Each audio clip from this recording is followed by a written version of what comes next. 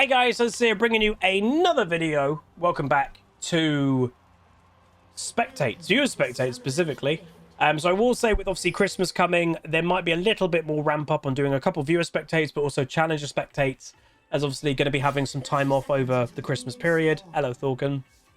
And again, sometimes this is my most educational content. Literally, instead of playing, it's a lot easier to be educational when you're watching a replay and you can kind of pick holes at things. So we're watching Mundo, and yeah, most of you could probably make a guess who this is. This is Fraz.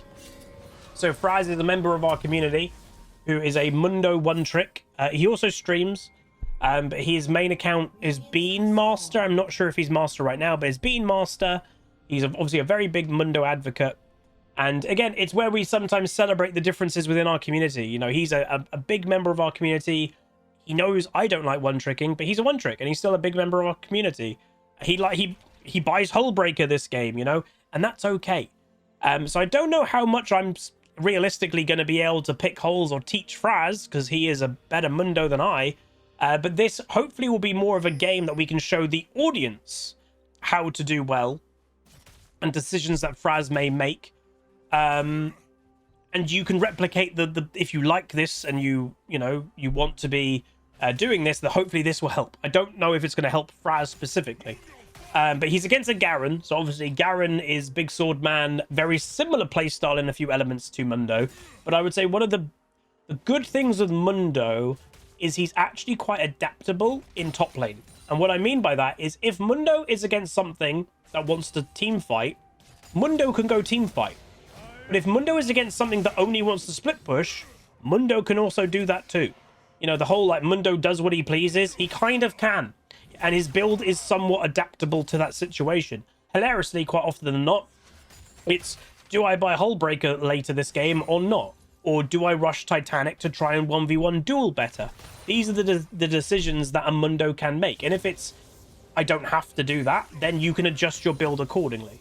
How much subs to review a game? 10 gifted subs to get on the viewer list. I've got this one to do and I've got one more to do this week, but if you want to get on the list, by all means. Obviously right now we're in the hype challenge, so it would help that out anyway. But yeah, so again, I would say already the Garen't has made a slight mistake. He tried to actively duel Mundo when Mundo was 2 and Garen't was 1, and Garen't decided to tank a minion wave. So already that's been a bit of an advantage for Fraz. He's opting for a base back early, and I like this decision because he's against Phase Rush Ignite Garen't. So Phase Rush Ignite Garen't is quite a impulsive fighting champion of, if he has a sniff, a whiff of I could flash Q Ignite all in you, he will go for it. So if you can just, one, stay healthy, but also you maintain item leads on him, he can't do that. You know, he struggles. And also, doing the base at that time is actually pushing the wave back to you. Pushing the wave back to you is never a bad thing when you're against an Ignite champion, because you're lessening their chance for engaging. If you're over in their territory, it's quite easy for him to engage on you because you're so overextended. But if you're just sitting under your tower last hitting, what can he do? He can't do anything.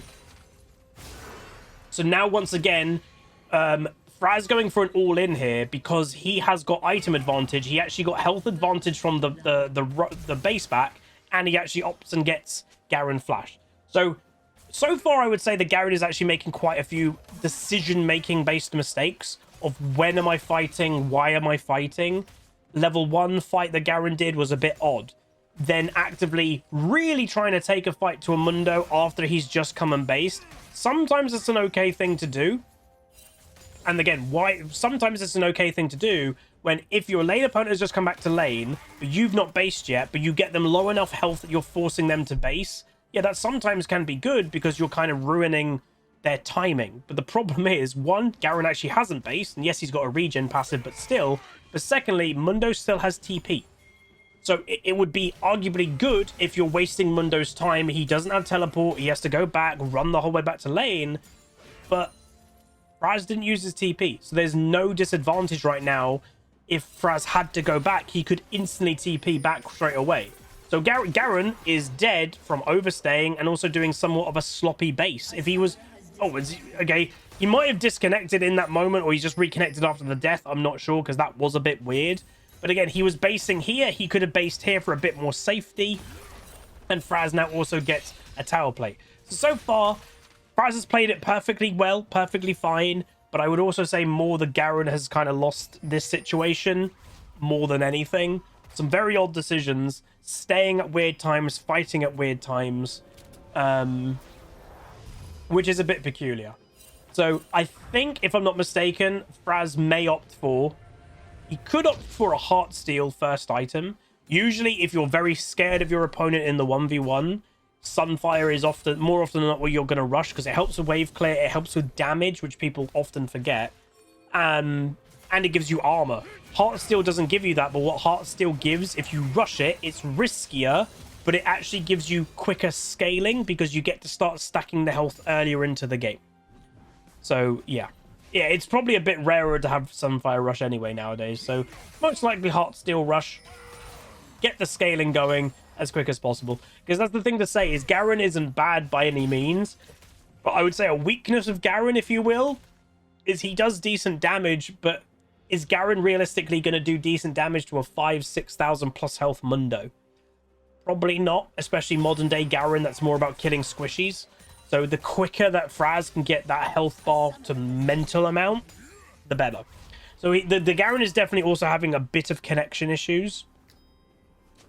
So he's actually missing still. So Fraz, once again, it's kind of like I'm saying, anytime he can maintain an item lead, you're seeing Fraz base back a lot. Some people may think he's basing too much. And maybe, again, with the knowledge that we've got, that the Garen isn't even in lane, he has a bit of connection issues, probably Fraz could just stay and maybe have got an extra push there, push the minions into tower, maybe even got one more play. But remember, Fraz doesn't know this while he's playing. You know, you don't know what's going fully on with your opponent. We're watching a replay, so we're having the luxury of knowing this information. So Fraz is playing it like everything is completely normal, nothing is untoward with this Garen whatsoever. So he is maintaining item advantage constantly, because that is lessening a chance for Garen to get any positive situation going. So Garen is also probably, you know, he's desperately trying to get a tower plate himself. Because remember, a lot of top laners gold. Oh, Garen, that was a mistake. Again, did not expect the Mundo wave clear. Ghost is being used from Mr. Mundo. Misses that Q. Again, Phase Rush obviously giving a lot of movement speed straight away. Does hit a nice Q though. And... ooh, does get the kill. Akali was coming top lane. And there we go. That again... could say well played by Fraz, recognize the situation, which is a skill in itself, recognizing I can kill you right now. But the Garen once again making a mistake. Two ways of going for that tower hit when Mundo could wave clear quite fast. And secondly, I think, again, the Garen underestimated that, oh, this Mundo is going to keep chasing me here. I really think if the Garen literally just beelined it and didn't stop at all, he may have been okay. But again, once again, Garen underestimating the Mundo. So the one thing I would say with Fraz, lane, again, okay, I was going to say, he's going to get away with it here. Sometimes you're leaving the lane about here, which sometimes it might slow push back towards you, but it's a risk of not. But yeah, the Garen kind of completely just made the push happen because he just went into the middle of the minion wave and eat it. So never mind, I guess. And again, he's probably doing that because he's so desperate for a tower plate. But this, again, is a risk for this Garen. He's overextended once again. Fraz may not go for an all-in, which he's not because he's prioritizing the minion gold. More often than not, remember, prioritize minion gold, because minion gold is guaranteed versus potential kill is potential. And that's, I think, overall the smart thing to do. Take the smart play more often than not. I would say, again, especially on something like Mundo, if you're playing something high snowballing, solo queue champion like a Katarina, you could then say, yeah, go for the high risk kill angle instead of the snowball angle, oh, sorry, the farm angle, which is true. Another tower plate done. Level lead is obviously happening. Look at the difference already with the tankiness. 2,200 health over on Mr. Mundo. And we'll see how much Garen has got. But because obviously his modern build doesn't really give him early health. Yeah, 1,300. Fraz is 900 gold ahead right now. Oh, sorry, 900 health ahead. That is a mountain for a Garen to kill. And the weird thing, and we've said it quite a few times, juggernauts, tanks, whatever the hell you want to call them in modern day League, they do damage. They do a lot more damage than they probably should. So just because the Mundo has only got health items does not mean he can't kill a Garen. He definitely can. So Garen is now even trying to proxy. Again, looking at this Garen's name, by the way, it does say Yone. So presumably he might be a Yone main. And obviously a lot of players recently have turned to Garen because he's easier than basically everything, but has the exact same results, if not better results. Because of his synergy with items is so strong. But yeah, obviously getting another kill. Again, the wave did crash on the tower, so that's gone. And is starting the Rift Herald. Again, I actually quite like the confidence of Fraz going, we should do Rift Herald right now. Let's do it. Because again, Kane's not even here yet, but you're just starting it. And this is a big piece of advice that I have given for many, many years. If you're not playing jungle, or even if you are playing jungle, and your team is ignoring an objective that you think is worth doing now, and again, I like that you even picked it up. Again, you started it. It was your decision. I'm getting the reward of that. I don't mind that as well. Obviously, top lane tower is where the gold is worth the most anyway, so makes sense to me. But yeah, is my biggest advice, if your team doesn't want to do something, just start it anyway. And more often than not, if a teammate of yours sees, oh, my top laner has started Rift Herald, they will most likely come over and help. Sure, 1 in 10, they may not, but that's the thing. More often than not, they will come over and help. And that's also the same with dragons and bot lane. If you're winning bot lane so much, you're like, dude, we should be doing dragons. Where the hell's our jungler? Just ping the dragon, start the dragon, and watch your jungler make their way over. It happens. So very early Heartsteel. 12 minutes is fantastic.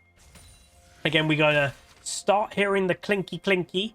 And again, 12 minutes is a very early, like, again, I would probably say what, typical 13, 14 minutes is when you get your Heartsteel usually. So 2 minutes maybe ahead. Using the Rift Herald, again, you want to get that used because, again, at 14 minutes, it's going to time out. So again, extra gold for Mr. Mundo. Not sure if you're going to be able to kill the tower. It's possible. But with the Garen there, I think the risk is a bit too high. So someone just actually asked Fraz, he's in chat right now. And he said, what's your rank? He has been at his peak, 150 LP master. Right now he's in Diamond 1, which is still very good.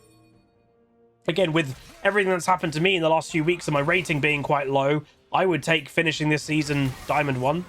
So, yeah. And again, some people, please don't be talking a little toxic to the Garen. The Garen has made mistakes this game, but he's also playing Garen. You know, as dumb as that may sound, Garen is one of the most one-dimensional champions in League. There's only so much you can do. And also, yeah, it's another thing to say, is most players make stupid amount of mistakes. We're in a this isn't a Diamond 1 game. I think this is a Diamond 4 game. It's an alternate account for Fraz. But most players who are even watching content, if you're a gold, silver player, you make an insane amount of mistakes. Like, an insane amount of mistakes. But you probably just don't realize half of them. But every player makes mistakes. If you were watching Worlds, you were probably spotting mistakes. Let's be honest, that's mostly how wins and losses happen. One team has to win, one team has to lose, and most of the time that win or loss happens is abusing players' mistakes. Positional mistakes, missing a skill shot, that's a mistake. Most of the time it's a mistake that is getting you a win or a loss. So every player is going to make mistakes. And you also have to just say top lane of all lanes to have early mistakes. And, you know, you could say the biggest mistake that this Garen has made was that bad fight at level 1, level 2. It immediately put him at a disadvantage in lane, when as a Garen, you actually want to have lane advantage. You're running Ignite, you're running Phase Rush, you're wanting to have advantage. If you're wondering right now, what the hell is the guy doing? He's just dying.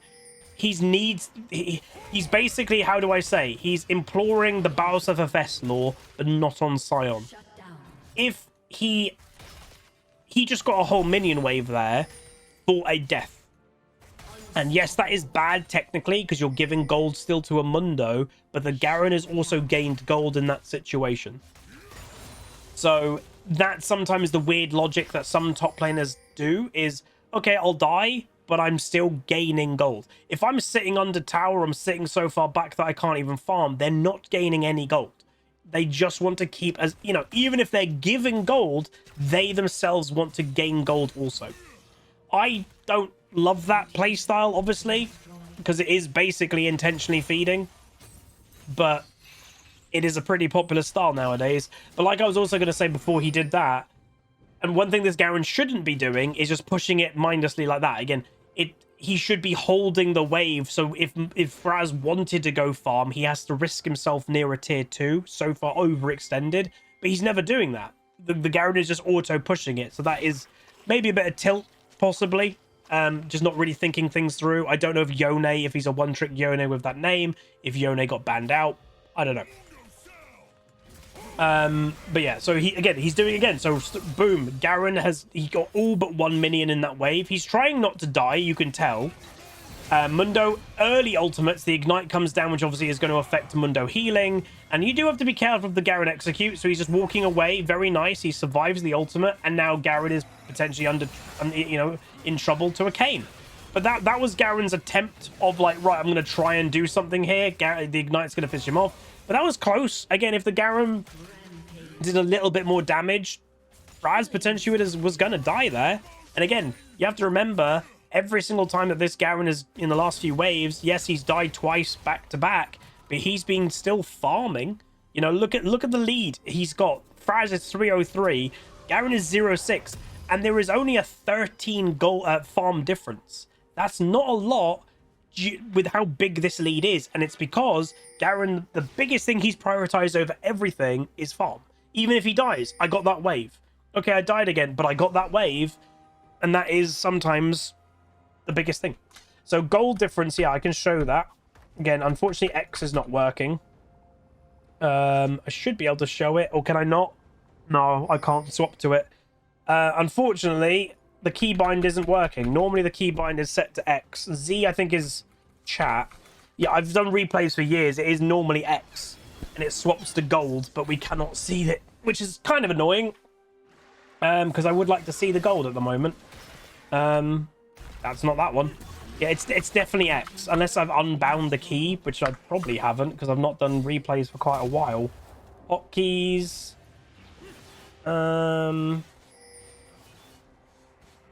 Let me just pause it very quickly momentarily. Show show items.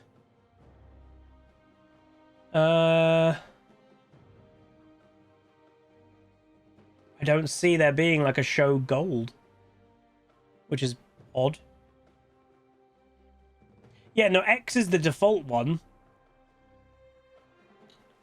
but it's not there.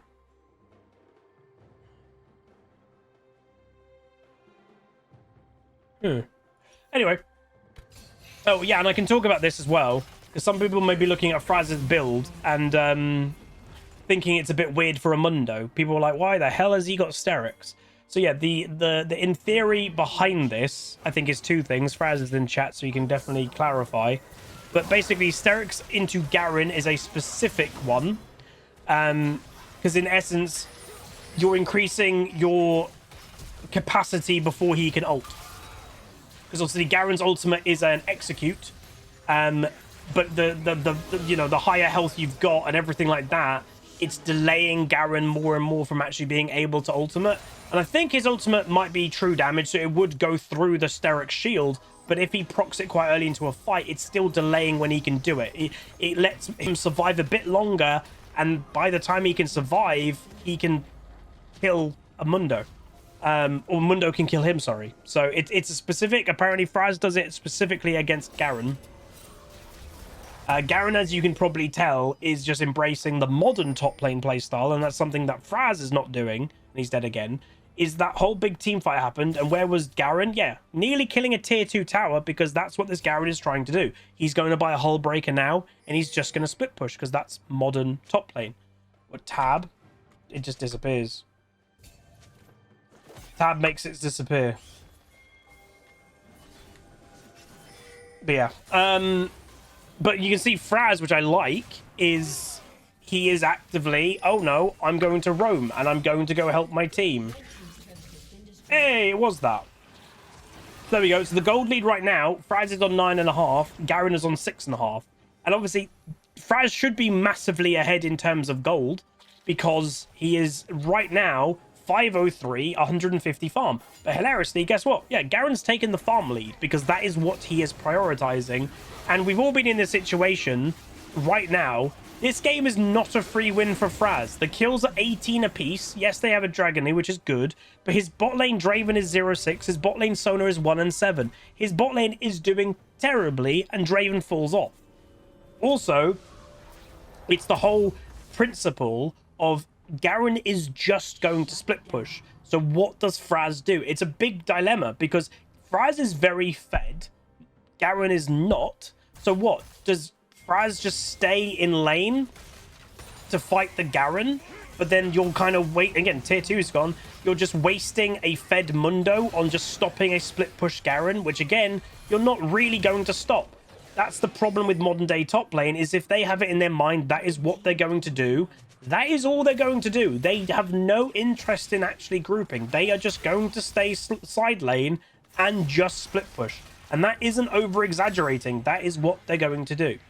Dobby Doos 87, welcome to the year club, dude. 12 months of Prime has gone so quick. 5 years on YouTube and now a year on Twitch. Merry Christmas to you all and all the plebs. Merry Christmas, dude. Thank you so much, my dude. What I like, by the way, and this is the good thing, and you have to be careful, very close, he would a bit above that, which is great, is right now, why is Fraz really looking for a group, looking for a fight? Unfortunately, it didn't go good, but it's because right now, Garen is not split pushing.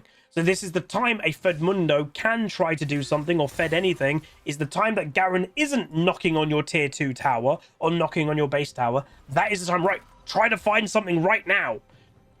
But again, this is why so many people hate the current meta of top lane, because even though this Garen is 0-7, he still gets to dictate so much of the game.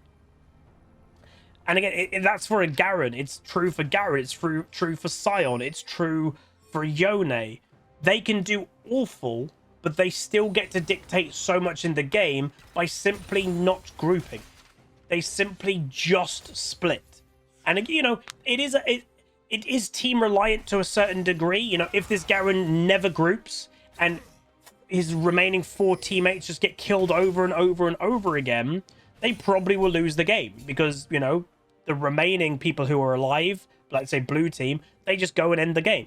But if you're not careful, you know, if Garen's team do a little bit, you know, smart play and give Garen time, Garen can get, he's already got 1 tier 2 turret when he's 0-7.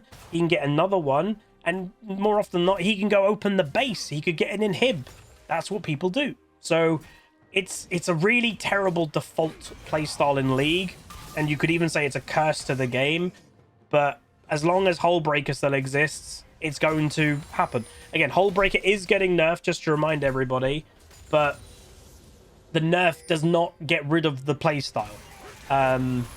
So it's very likely this playstyle is still going to exist for 2 reasons. One, because Hullbreaker is still a split pushing centric item, but more, I'd say importantly, or more realistically, you now have thousands, hundreds of thousands of players, hundreds of thousands of top laners for the last 6 months to a year who have gotten used to this playstyle, who have climbed to this playstyle. They don't want to give it up. They've gained LP doing this playstyle, so why would they give it up? It's very basic. Anybody can do it, because you're basically just more or less playing either a 1v1 or you're playing PvE. They're going to want to keep doing it, you know? So, yeah. So, what I know Fraz would likely be wanting massively, and again, it's very obvious, but Fraz would love to kill the Garen. But again, it's going to be hard to kill the Garen now because he's got his Hullbreaker, and that gives him, you know, basically 1.5 gold worth of items. So where Fraz has got, well, sorry, yeah, so Fraz has got 2.5, 3 items. Garen has got 2 full items, but realistically, because of Hullbreaker, he actually has another half roughly worth of stats. Hey, Mira. So the fight is actually not that different against Mundo and Garen right now. Obviously, a counter to Hullbreaker is you buy a Hullbreaker yourself, and I think Fraz does that later into the game. Or obviously another counter to it is you just simply group up, kill the person, and that's what's happening here. So Kane has just decided, right, let's just you die.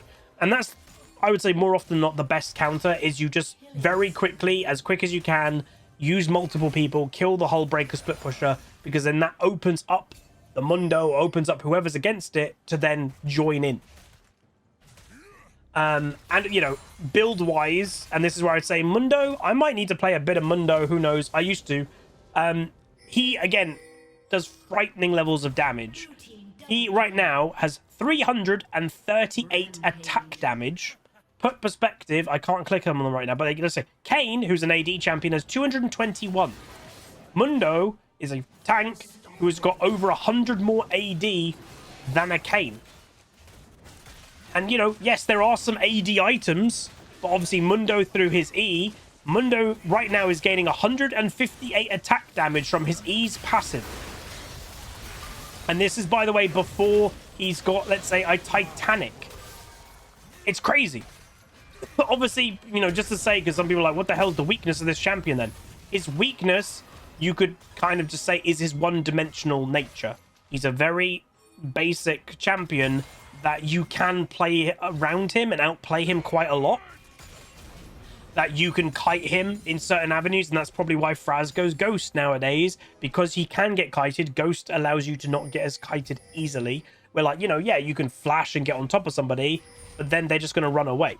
So, realistically, Ghost allows you just to stay running at people. So, yeah, I was going to say, I wouldn't TP away. I know you've got teleport to come back in, but I'd stay present in the fight. That really looked like Garen't ulted before that actually was possible. But anyway, fighting or running after the Twisted Fate, using the passive, obviously, of CC removal, and being a massive distraction is also a big benefit of something when you're very fed as a big bruisery tank. Be up in people's faces, make them run away from a team fight, and that is something that is worth doing. Again, you're not always going to kill people as something like a Mundo, but you can be a massive, like, distraction, or you can just chase them out of fights. Hey, Shadow Lucifer.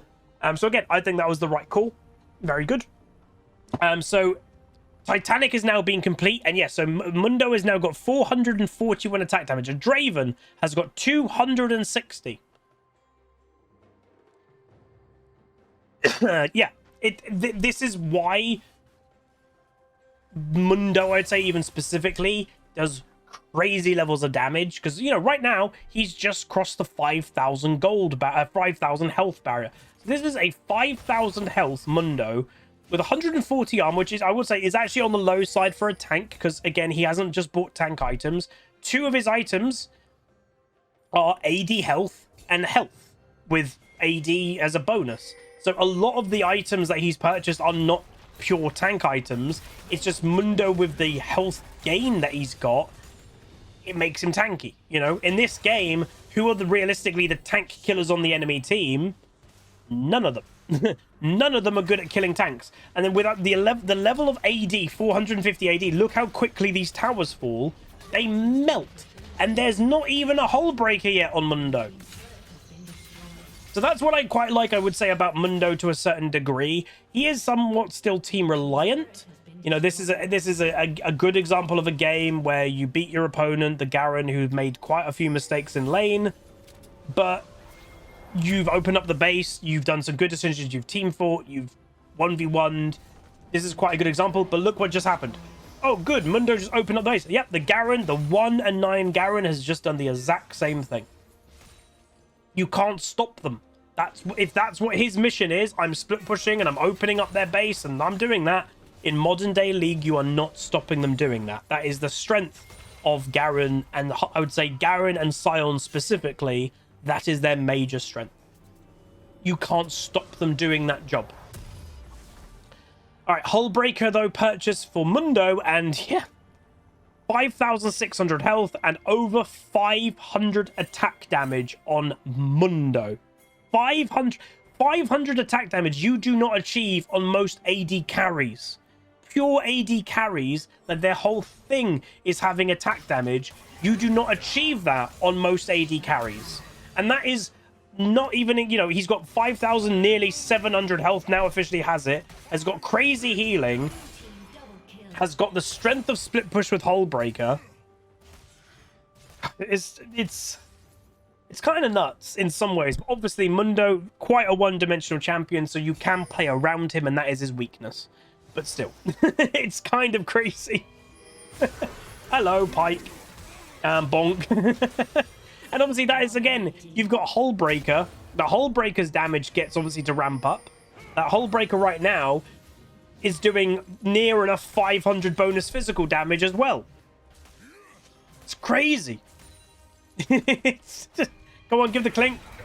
Clink, thank you. Gotta be honest, again, in this pure 1v1, the Garen realistically can't really do much. Look at this. He's just straight up... He's like 4-hit a tower. This Garen is probably like, what the hell is going on? He's dead. And Fraz is half health. In this whole situation, he's half health. There's the Sterix. He's just going to turn the fight. He nearly one-shot an Ezreal. He eventually dies. His team, by the way, should have been doing this, the Baron, the entire time he was tanking. They're starting it now, dare I say, a little bit late. But yeah, wow. First death of the game. Obviously, presumably last item, finishing off Thornmail. And again, just to make it clear, I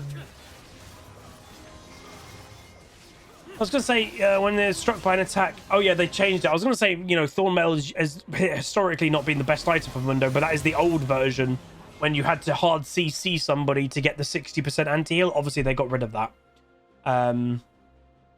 But, yeah. So, full build. Gold lead now. 17,000 gold versus 13. But listen, the Garen is 2-10. He should be out of this game, in my opinion. Like, historically in League, someone who's 2-10 really should not be in this game. The Garen is up with his team in gold value. And, you know, that's a 10-7 Silas. That's not a weak Silas. And the Garen has got 100 gold less. That ain't too bad. Again, look, this is a 2-10 Garen. He is still being a massive problem for some people. So again, he's misjudging it a bit, but he dies. But again, still being a problem. But yeah, more often than not, I would say the Garen, dare I say this Garen may have started this game tilted. He does give me that impression, which again, we see every single day. 6,800 health now on Mundo by the... Oh, fail flash, but that was a panic because he was very close to dying anyway, and he failed it. Yeah, 6,800 health. 582 AD. Question to you all. Do you think, and this is potentially a controversial, you know, question, especially with Fraz in the chat, do you think tanks themselves should have this level of carry potential? Because, you know, it's called an AD carry or an AP carry. It's not called a tank carry. It's just called a tank. Obviously, Fraz, we've had this conversation a few times. Fraz does not call himself a tank. He calls himself a juggernaut. But, I don't know. To me... Sorry. The level that you could be, as no offense, Fraz. Again, you played it very well, so well done. But how simple Mundo is, the level of control you had in that game of being crazy health, crazy damage... crazy split push pressure, everything. I think that's a bit too much. That's the problem. And again, if you're walking on top of a standard carry, where's the counter to you? Yes, you could say the counter is, you know, kiting them. But even an Ezreal, who hasn't done bad, he's 12-6, is not dealing with you. It just, there's not a world that the Ezreal is doing anything. I don't know if that's healthy, but you played it very well, and that's the point. If you want to do this playstyle, you know what to do. Go, again, it's a lot of just the very quick points in lane phase. Some people say, oh, Fraz was basing a lot. Yes, maintaining item advantage, even if it's a ruby crystal, is imperative if you don't want to get killed by something like a Garen. It's being aware of that, and that's what Fraz was doing. So it's playing accordingly and correct to the situation you're in. And Mundo, I would say one of his weaknesses is he is at risk in lane phase. In early lane phase, you can kill a Mundo. But he countered that by constantly basing. Yes, he went straight back to top lane, but it limited how much a Garen could actually fight him. It limited how often he was low health in lane. He practically was never low health in lane, so it never gave the Garen the opportunity. And because he constantly was basing and maintaining an item lead, Garen didn't have any time that he was item-wise stronger than Mundo. But obviously, Fraz did it well by timing his bases accordingly. He always based when his minion was closer to the enemy tower, so that gave him more time to get back to lane and stuff like that. But anyway, hope you guys enjoyed. If you did, do throw a like on it, throw a comment, throw a subscribe, and I'll see you guys next time. Goodbye.